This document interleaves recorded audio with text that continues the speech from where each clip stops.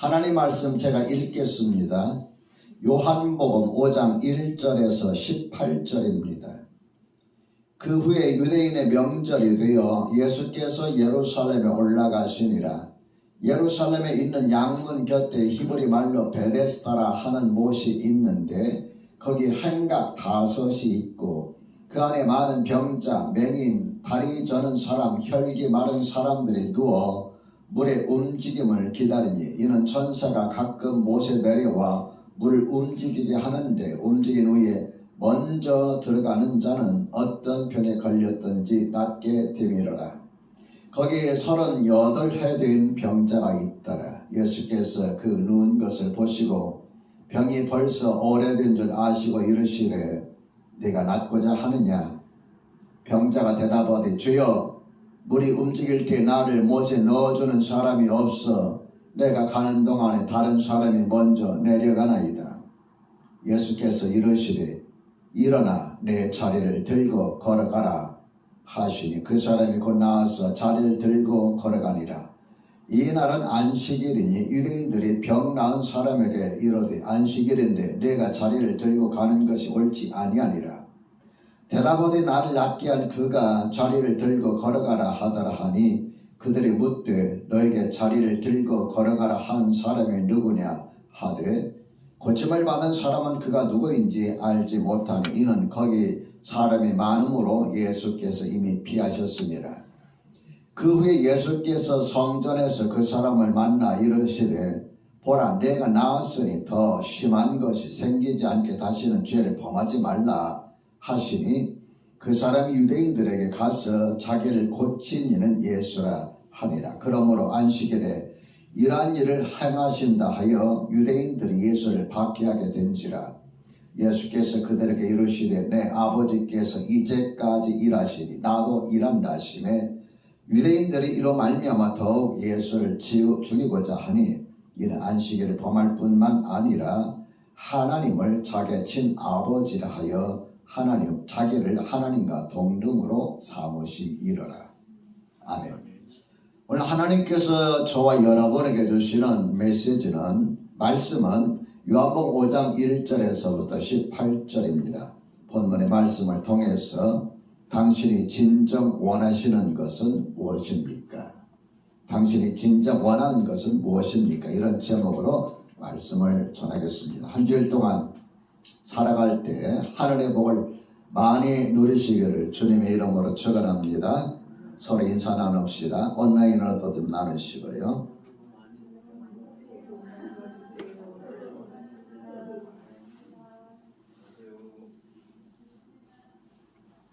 하나님은 우리가 이 세상에 사는 동안 행복한 삶을 살기 원하십니다. 믿으시면 아멘 합시다. 그러기 위해서 하나님께서는 우리의 죄를 용서해 주시고 또 성령님께서 우리를 거듭나 하나님의 자녀를 만드시고 특권까지 상속자라는 특권까지 주셨습니다. 자녀들을 향한 부모의 마음은 자녀가 부모가 되어서야 비로소 깨닫지 않나 이런 생각을 해봅니다. 자녀들이 건강하게 살고 이 땅에서 하는 일들이 잘 되어서 행복하게 사는 것, 이것이 부모의 마음입니다. 이와 마찬가지로 하나님의 마음은 단지 하나님께 이 세상을 만물 모든 것들을 능력으로 지으셨기 때문에 창조주로서 영광 받으시는 것으로 끝나지 아니하시고 여러분과 저에게 자녀를 사랑하는 부모의 마음으로 사랑하시는 걸 여러분 믿으시기 바랍니다. 그러므로 여러분은 하나님의 사랑을 받을 자격이 있고 이 땅에서 행복을 누릴 자격이 있습니다. 특별히 세상 사람들과 달리 하늘의 신령한 복까지 누릴 자격이 있다는 것을 여러분 기억합시다.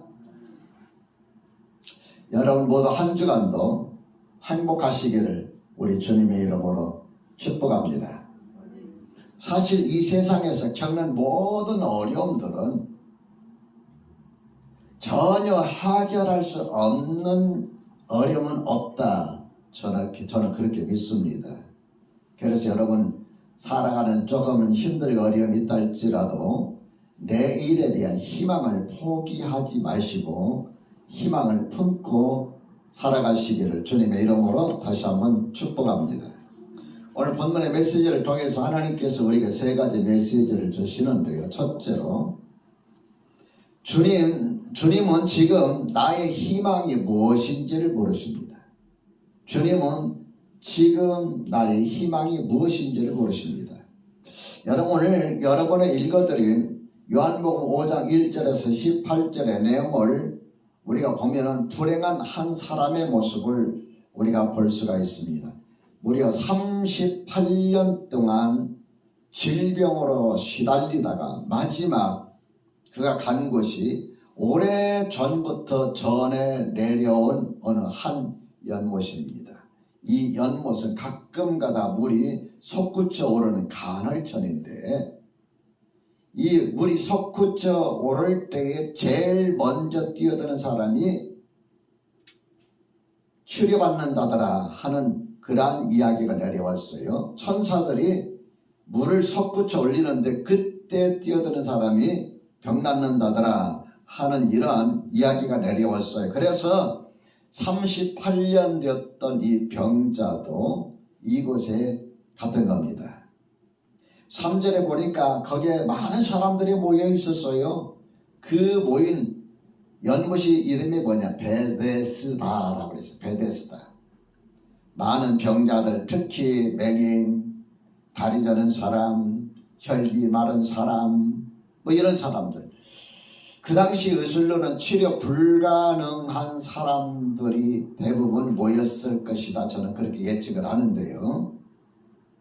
지금처럼 의술이 발달해가지고 다리 불편하신 분들을 뭐 고쳐준다든가 눈 제대로 못 보시는 분들 시력 테스트해서 개안 수술을 해둔다든가 그런 시절이 아니잖아요.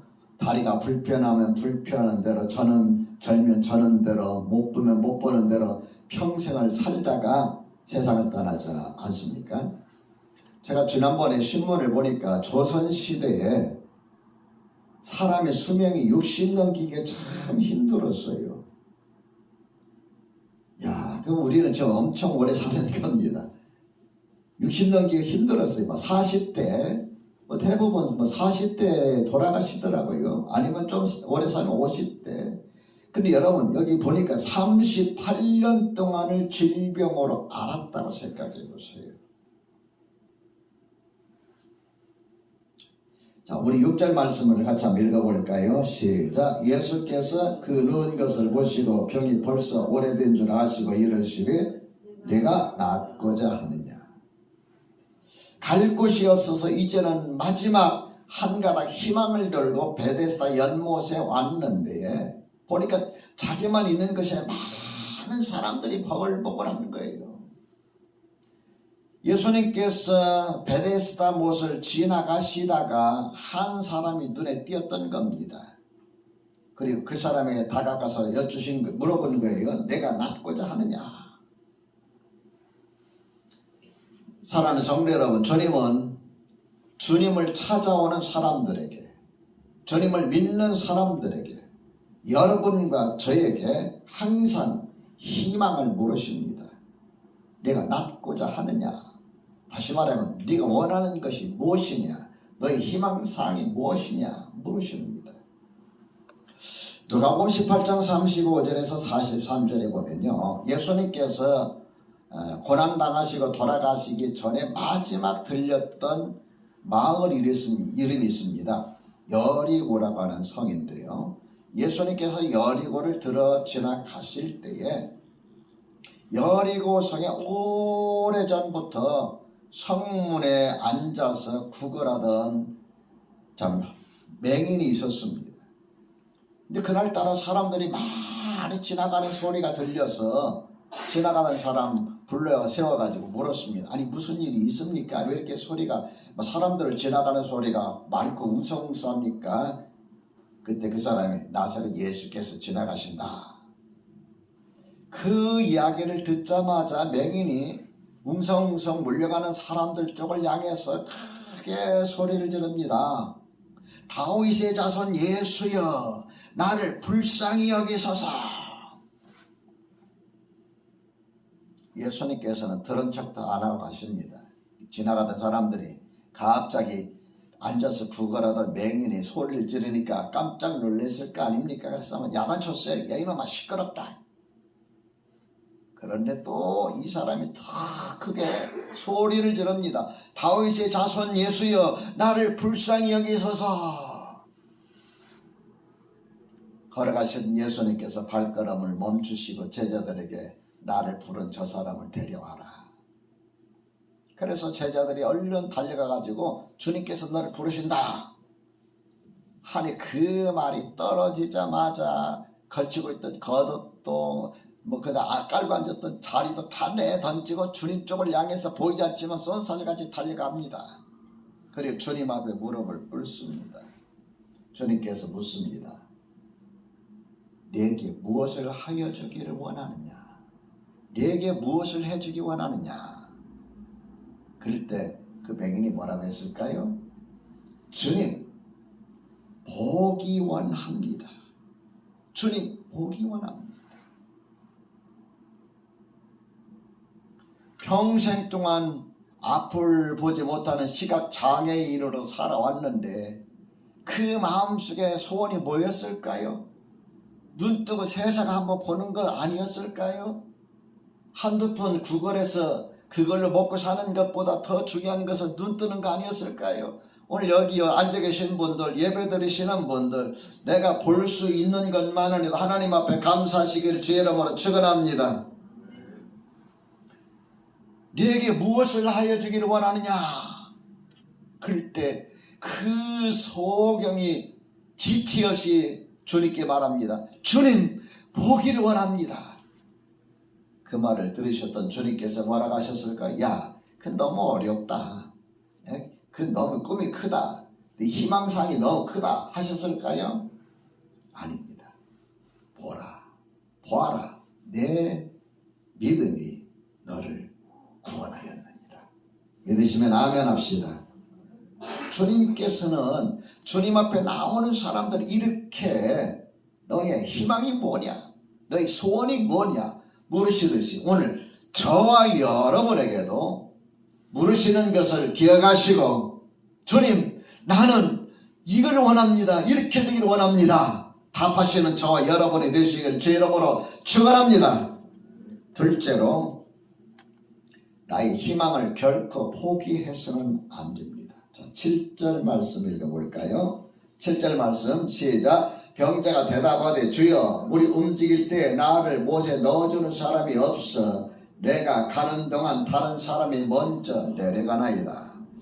저는 이 말씀을 읽으면서 두 가지가 다 마음이 와닿는 거예요. 하나는 뭐냐면은 38년 된 병자인데 그래서 꿈을 안고 희망을 가지고 베데스다 연못에 왔는데 베데스다 연못에 사람들이 많은 거예요. 38년 되었으니까 얼마나 여러 병이 심할까요? 중병이에요. 자기 몸도 제대로 가눌 수가 없는 거예요. 꿈을 안고 왔는데 연못에 물이 움직일 때마다 자기보다도 건강한 사람, 성한 사람들이 먼저 뛰쳐들어가는 거예요.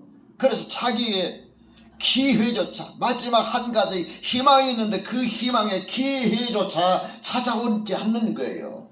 그래서 내가 낫고자 하느냐고 주님께서 물으실 때 주님 물이 움직일 때 나를 못에 넣어주는 사람이 없어 내가 가는 동안에 다른 사람이 먼저 내려갑니다. 나를 도울 사람이 내 주위에 내 주변에 내 옆에 없습니다. 안타까운 이야기를 했어요. 여러분 38년 동안 병치료를 하는데 그동안에 모든 주변 사람들이 떠났어요. 왜 떠났을까요? 14절 말씀 한번 볼까요? 예수님께서 병 고침 받은 그 병자를 그 이후에 다시 만났어요. 성전에서 만났어요. 그때 예수님께서 뭐라고 말씀하셨느냐? 보라, 네가 나았으니 더 심한 것이 생기지 않게 다시는 뭐라 그랬어요? 죄를 범하지 말라.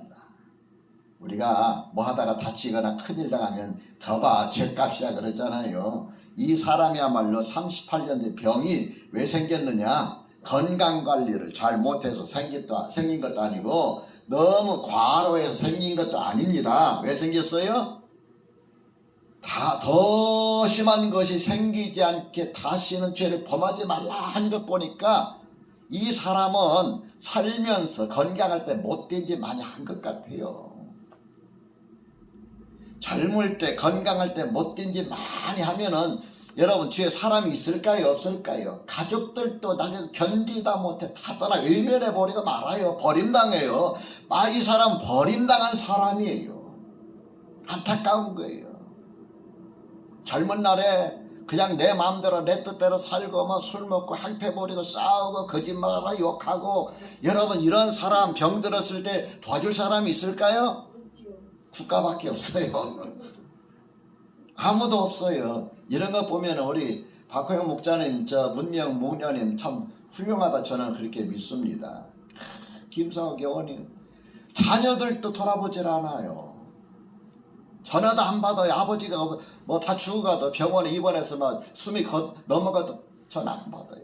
이미 의의를 끊어버린 거예요. 의절하는 거예요. 38년 된 사람은 아무도 없었어요. 아무도. 어떻게 살았는지 몰라. 오직 못된 짓을 얼마나 많이 했으면은 그랬을까. 38년 동안 나를 못에 밀어줄 사람조차 없었다고 고백하는 것 볼 때 참 기구한 인생을 살았다 이런 생각을 해봅니다.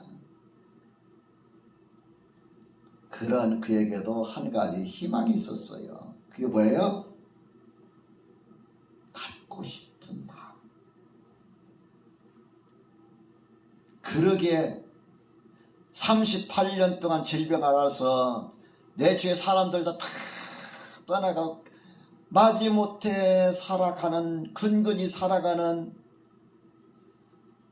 그런 삶이지만 그 마음속에 낳고 싶은 희망을 포기하지 아니했다는 겁니다. 여러분 믿음이란 희망입니다. 희망을 담지 않은 믿음은 믿음이 아닙니다.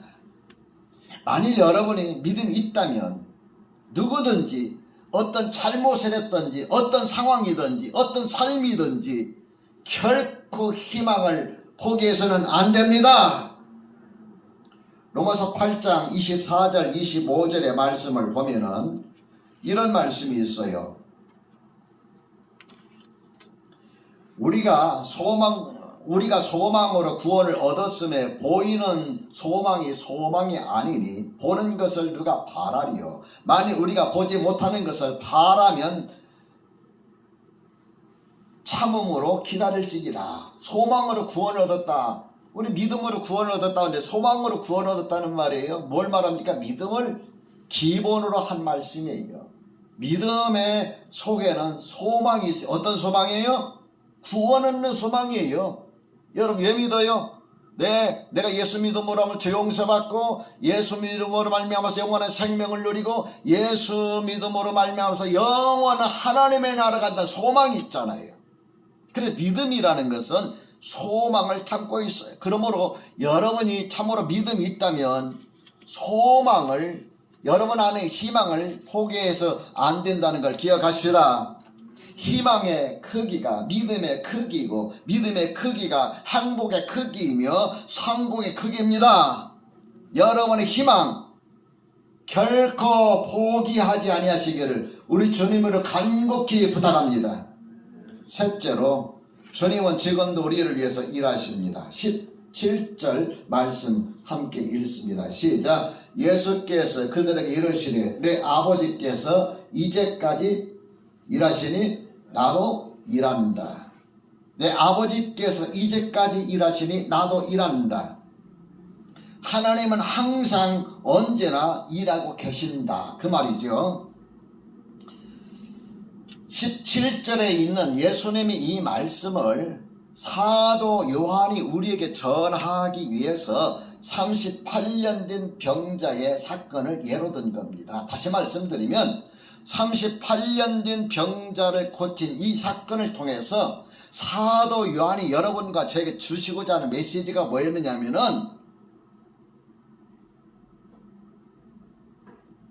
하나님은 항상 언제나 일하고 계시듯이 예수님도 여러분과 저를 위해서 일하고 계십니다. 자, 우리 18절 말씀 볼까요? 유대인들이 이로 말미암아 더욱 예수를 죽이고자 하니 이는 안식일을 범할 뿐만 아니라 그 다음 뭐라 그랬습니까? 하나님을 자기의 친아버지라 하여 자기를 하나님과 동등으로 삼으심이러라. 예수님을 왜 죽이려고 했느냐?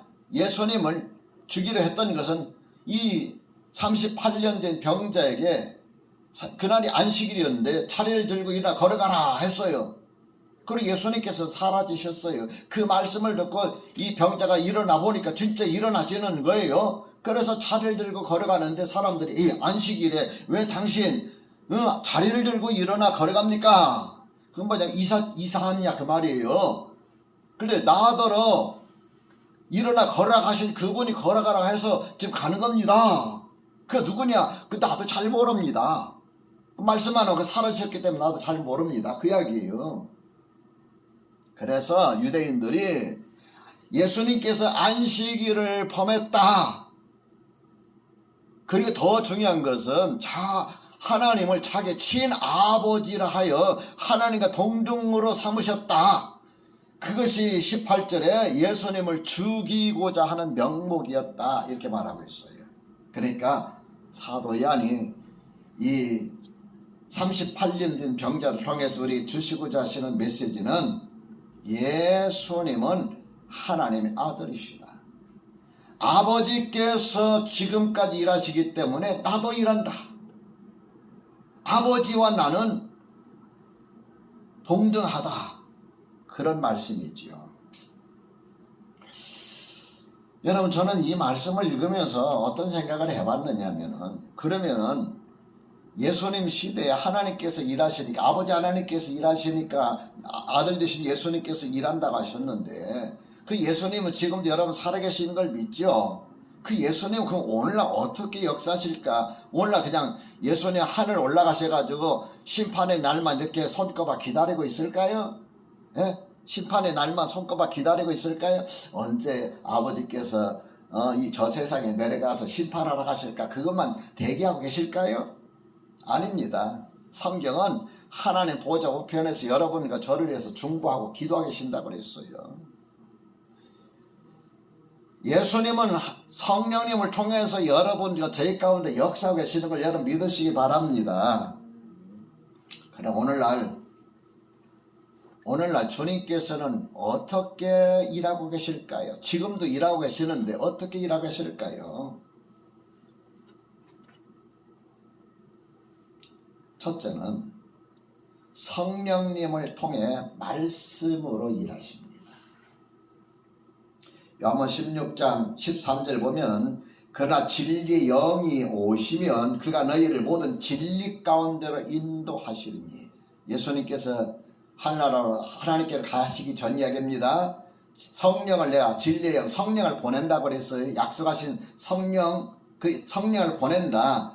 그 성령은 어떤 분의 진리의 영이라고 그랬어요. 진리의 영이 오시면 그가 너희를 모든 진리 가운데로 인도하시리니, 그가 스스로 말하지 않고 오직 들은 것을 말하며 장래일을 너희에게 알리시리라 그랬어요. 성령님을 통하여서 말씀으로 오늘날에도 역사하시는 걸 여러분 기억합시다. 그러므로 여러분 기도를 통해서 자꾸 음성 들으려고만 하지 마세요.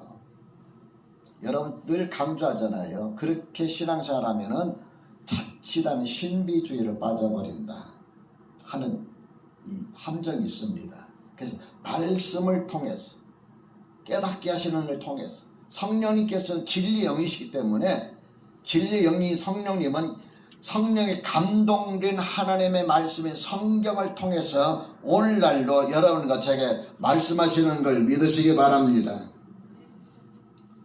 그 다음에 또 한 가지 중요한 것이 있는데 그것이 뭐냐면은 말씀을 통해서 역사하시는 성령님께서는 우리 각자의 마음에 희망을 불어넣어 주십니다.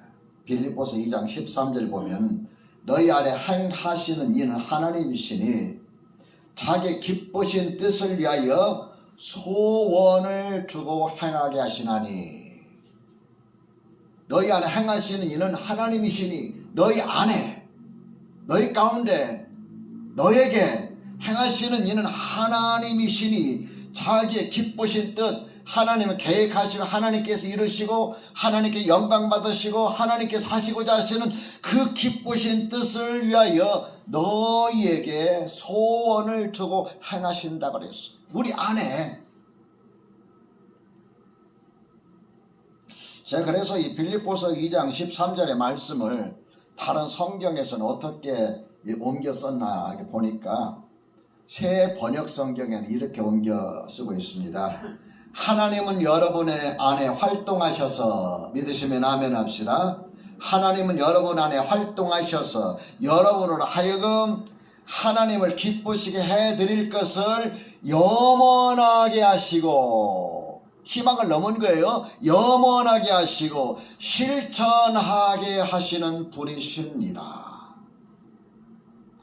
우리 마음에 하나님의 뜻을, 기쁘신 뜻이 무엇인가를 깨닫고 그 뜻을 염원하게 간절하게 소원하고 희망을 품게 하시고 그 희망을 실천하도록 만들어 주시는 분이 하나님이십니다. 아멘. 공동개혁 개정판에는 이렇게 번역하고 있어요.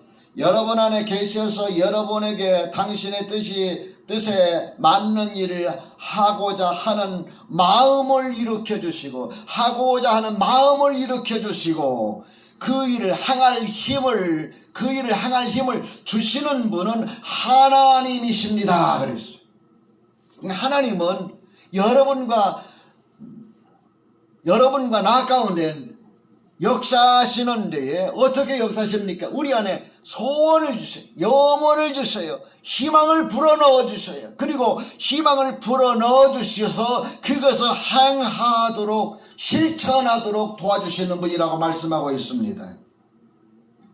그러므로 사랑하는 성도 여러분, 여러분이 하나님의 뜻을 알기를 원하고 여러분의 진정한 희망을 품고 희망을 포기하지 아니하려면 하나님의 말씀을 가까이 하셔야 해요. 설교 말씀 듣는 것을 여러분 게을리해서는 안 돼요. 왜?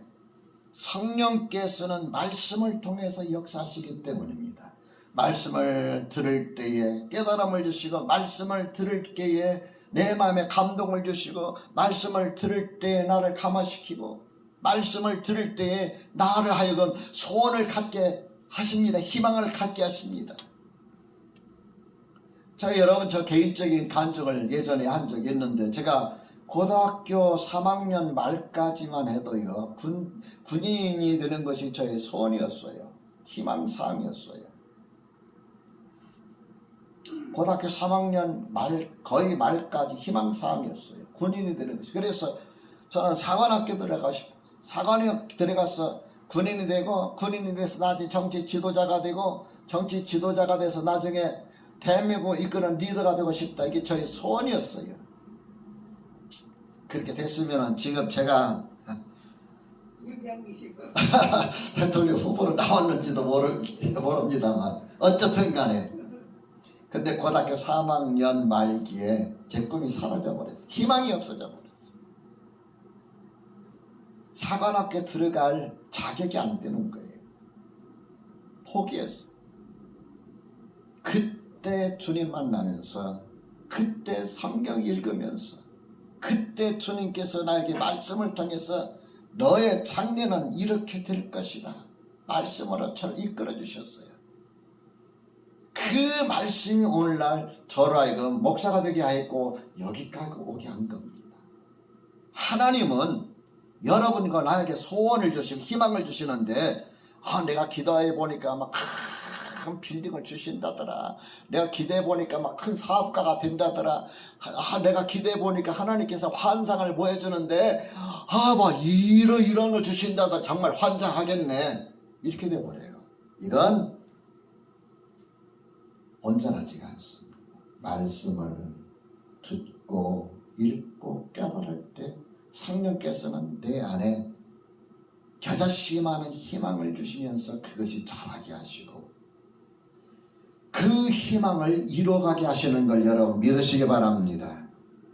그러므로 여러분이 살아가면서 어떤 어려움을 만날지라도 어떤 절망스러운 일을 만날지라도 결코 여러분 안에 있는 희망을 포기하지 아니하시기를 주님의 이름으로 축원합니다. 5장 8절의 말씀 보면은 예수님께서 말씀하십니다. 일어나 내 자리를 들고 걸어가라. 일어나 내 자리를 들고 가라. 일어나 내 자리를 들고 걸어가라 하시니 9절 읽어봅시다. 시작. 그 사람이 곧 나아서 자리를 들고 걸어가니라. 그 사람이 곧 나아서 자리를 들고 걸어갔다 그랬어요. 다시 말씀드리면 주님의 말씀에 대한 즉각적인 반응. 웃기고 있네. 내가 지금 38년 된 병자인데 어떤 의사도 나를 치료하지 못하고 여기 지금 이 물속에 들어가야만이 내가 치료받을 수가 있는데 뭐 그딴 소리를 하고 있어. 지금 한 번도 걸어보지 못했는데 자리를 들고 걸어가라. 그거 웃기고 있어 정말. 참 별의별 사람 다 만나. 여러분 그렇게 생각했던 역사가 일어났을까요? 그 사람은 지금도 아마 여기 있을 거예요. 38년 된 병자였으니까 아마 나이로만 2038년 아마 2040세 정도 됐을 거예요. 지금도 살아있다면은 거기에 여전히.